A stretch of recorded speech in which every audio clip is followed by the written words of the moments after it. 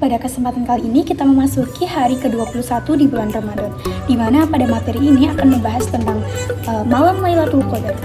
Di dalam salah satu Al-Quran, yaitu Quran surat ke-97, surat Al-Qadar, di mana yang berbunyi A'udzubillahi minasyaitonirrajim, Bismillahirrahmanirrahim. Inna anzalnahu fi lailatul qadr wa ma adraka ma lailatul qadr. Lailatul Qadri khairum min alfi syahr, di mana yang berarti sesungguhnya kami telah menurunkannya Al-Quran pada malam kemuliaan. Dan tahukah kamu apakah malam kemuliaan itu? Yaitu malam itu lebih baik daripada 1000 bulan. Nah, malam Lailatul Qadar atau Lailat Al-Qadr bermakna malam kemuliaan atau malam kepastian.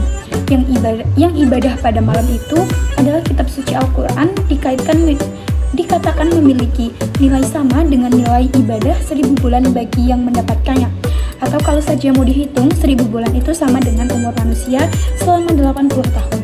Dari situ dapat diasumsikan bahwa siapa saja yang mendapatkan malam Lailatul Qadar akan mendapat sebuah pengalaman hidup, yakni pengalaman rohani yang amat berharga dibanding dengan hidup 80 tahun.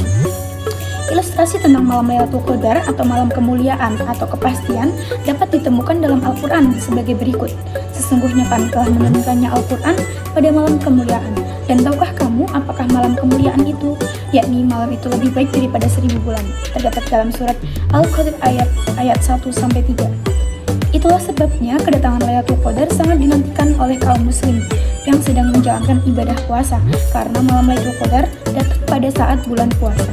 Adapun bentuk untuk menyambut atau mendapatkan malam yang diimpikan tersebut diantaranya dengan bangun malam mengerjakan sholat sunnah, sholat malam, tadarus, membaca dan mempelajari Al-Quran, serta berzikir sepanjang malam-malam di bulan Ramadan.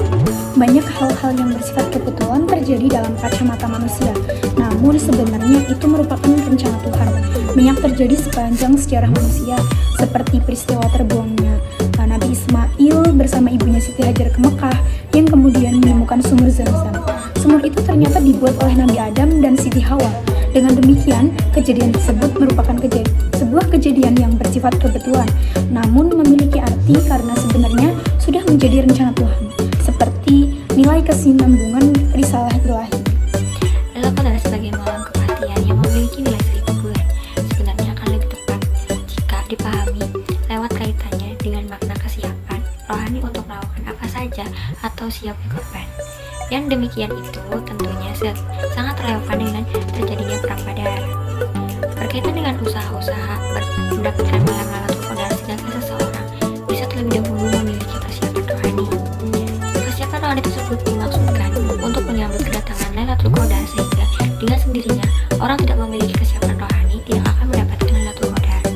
Adapun pelatihan dan persiapan yang dilakukan untuk mendapatkan Lailatul Qadar diantaranya adalah dengan menjalankan ibadah puasa secara benar, kemudian menjelang datangnya Lailatul Qadar sebagaimana dianjurkan oleh Rasulullah SAW, hendaknya diperbanyak qiyam al-lail dan berzikir, perenungan serta ikhtisab.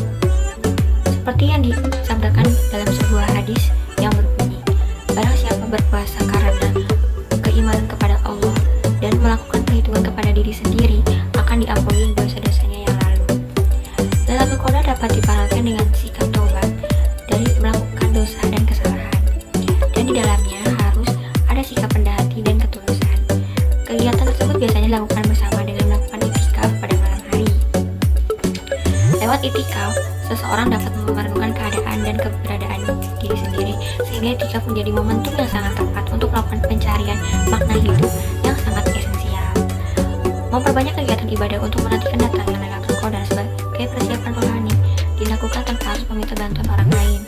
Hal yang demikian juga membuktikan betapa dalam Islam tidak dikenal ajaran, mitos atau kultus individu dalam beribadah. Artinya setiap orang dalam Islam dapat melakukan amalan ibadah tanpa harus melalui perantara. Anjuran untuk memperbanyak beribadah memohon ampunan kepada Allah Subhanahu wa Ta'ala sepanjang bulan puasa khususnya. Juga tidak harus menggunakan bahasa Arab. Menggunakan bahasa sendiri juga tidak apa-apa, karena sesungguhnya Allah Subhanahu wa Ta'ala